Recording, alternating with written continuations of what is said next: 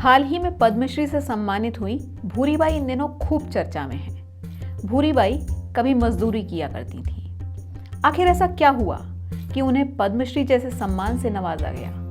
आइए जोश होश की सीरीज हीरो मध्य प्रदेश के में जानते हैं मजदूरी से पद्मश्री तक का मजबूत भूरीबाई का सफर।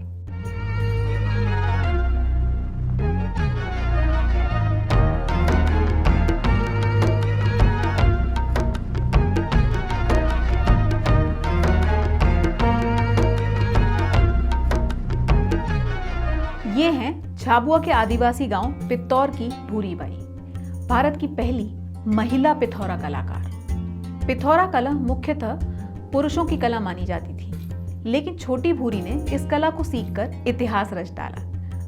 मैं अपने हाथ के कलर बना लेती हूँ। गांव में मिट्टी कलर हैं, लाल मिट्टी है। जब काला कलर लेना था वो तवे को खुरस के और तवे का काला कलर बना लेती थी। ऐसा करते करते अपने हाथ के कलर, जब शादी होती है तो हल्दी के चित्र बना लिया करती थी। आदिवासी माहौल में पलने के कारण भूरीबाई ज्यादा पढ़ लिख नहीं सकी। बचपन से ही अपने गांव में घूमते घूमते दीवारों पे चित्र बनाने में मस्त रहने वाली भूरी का जीवन अचानक शादी के बाद बदल गया। मैं कला ये बचपन से ही कर रही थी। वो अपने जो दीवारों पे कभी शादी में कभी त्यौहार में ऐसे अपने घर की दीवारों को सजा लिया करती थी। और उसके बाद फिर मैं मेरे पति के साथ शादी हो गई तो मेरा पति लाया शादी करके भोपाल में मजदूरी करवाने के लिए। तो मैं मजदूरी करने आई थी और तब भारत भवन बन रहा था। कभी गांव में मजे से चित्रकारी करने वाली भूरी अब घर परिवार की जिम्मेदारियों में उलझ गई। दिन रात भोपाल के भारत भवन में मजदूरी करती और खाली वक्त मिलने पर पास में पड़े पत्थरों या दीवारों पर चित्र बनाती। लेकिन वो कहते हैं ना कि कला की असली समझ कलाकार को ही होती है। दीवारों और पत्थरों पर भूरी के बनाए चित्रों पर जब एक कलाकार की नजर पड़ी तो क्या हुआ, आप खुद ही सुन लें। तो ये मुलाकात हमारी भारत भवन में ही हुई जय स्वामीनाथन जी से। और वहाँ से मैं अपने ये बाजार के रंग कलर ब्रूस लेके शुरुआत मैंने भारत भवन से की।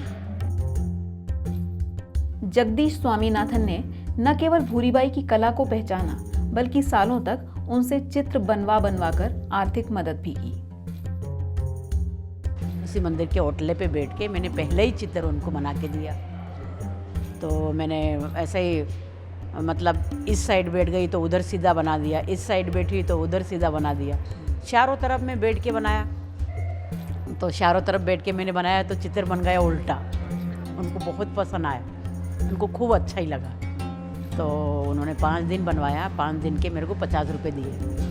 भूरीबाई की पेंटिंग स्वामीनाथन को पसंद आने के बाद उनकी कला के बारे में दुनिया भर को तब पता चला जब स्वामीनाथन ने उनकी कला के बारे में पत्रकारों को बताया।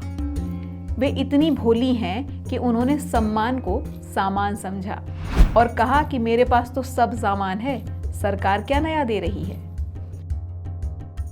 बोले भूरीबाई को अवार्ड दिया जाए और उनका नाम मतलब दिया, ऐसा करके वो अड़ोस पड़ोस वाले लोग मेरे से बोलते हैं, बोले आपका तो नाम आया पेपर में, बोले आपको सामान दिया जाएगा। तो मैंने कहा मेरे घर में तो सब सामान है, मुझे कौन सा सामान मिलने वाला है, मेरे घर में तो सब सामान है। अरे बोले वो सामान नहीं, बोले कोई ऐसा अवार्ड रहता है बोले। तो उनके हाथों से उन्होंने सीकर सामान मिल ही गया था उनके रहते हुए।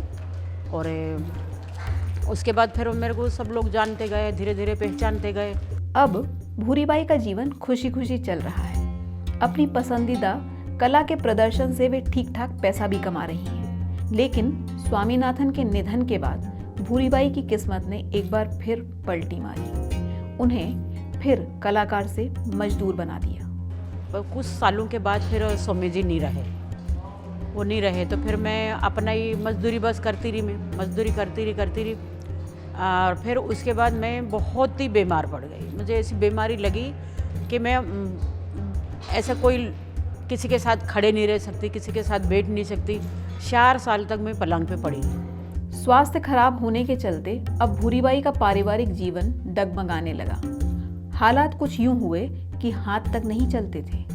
ऐसे वक्त में भूरीबाई ने खुद मदद की गुहार लगाई। आदिवासी लोक कला परिषद था, ये आदिवासियों का जो ऑफिस था, वहाँ में जाके मैंने कहा मेरे को नौकरी से भी निकाल दिया है और मेरे को ये बीमारी लगी है, तो मैं अपने आप को नहीं बचा पा रही हूँ और मैं परिवार भी नहीं संभाल पा रही हूँ। मुझे मेरी मदद करें। करीब 4 साल बीमारी से लड़ने के बाद भूरीबाई के जीवन में तब नया सवेरा आया जब उनकी सरकारी नौकरी लगने की बात उन्हें पता चली। मुझे एकदम डायरेक्ट जो लेटर आया तब मुझे पता चला कि मुझे नौकरी मिल गई। तब से मैं बहुत खुश होने लगी और तो धीरे धीरे जो बीमारी थी वो कम होने लगी। नौकरी लगने के बाद भूरीबाई के जीवन में बहुत से सकारात्मक बदलाव आना शुरू हो गए। एक बार फिर उनकी कला के चर्चे चारों ओर थे। अब भूरीबाई की कला की मांग सिर्फ अपने देश में नहीं बल्कि विदेशों में भी थी। मैं अभी ये 3 साल पहले मैं अमेरिका होके आई हूँ, अपनी कला लेके गई थी। मैं वहाँ जाके मैंने दुकान लगाई, उनको खूब समझाया और दिन भर मेरे साथ ये विदेशी लोग फ़ोटो खिंचवाने के लिए, मुझे खाने तक के लिए फुर्सत नहीं रहती थी। इतनी मेरी कला के साथ मेरी कदर है और बहुत पहचान है मेरी। भूरीबाई को अब जगह जगह सम्मान मिल रहे थे। शिखर सम्मान, देवी अहिल्याबाई सम्मान, रानी दुर्गावती सम्मान और अब पद्मश्री से सम्मानित हो चुकी भूरीबाई अब पिथौरा कला को बचाने और बढ़ाने के लिए समर्पित हैं। अब वे परिवार के लोगों के साथ साथ गांव के अन्य लोगों को भी ये हुनर सिखा रही हैं। कि आज मैं हूँ, मैं कल नहीं रहूँगी, तो मेरे अपने घर में मैंने अपने सब बहू को भी सिखा दिया। मेरे बेटा छोटा वाला ने पूरा सीख लिया है। मेरे नाती पोती हैं, नातिनी हैं, वो तो भी करती है पेंटिंग।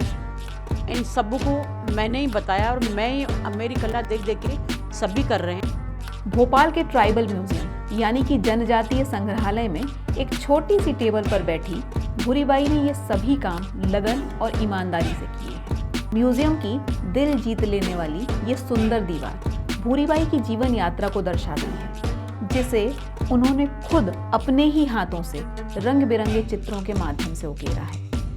जनजातीय संग्रहालय में, ट्रायल म्यूजियम में मुझे एक 70 फीट लंबी दीवार पे अब मैंने अपना खुद का जीवन ये दीवार पे दिखाया है। भूरीबाई के संघर्ष और सफलता की कहानी सिखाती है कि हर परिस्थिति में ईमानदारी और निस्वार्थ भाव से किए गए सतत प्रयास ही सफलता की सीढ़ी है। पद्मश्री भूरीबाई जोश होश आपको सलाम करता है।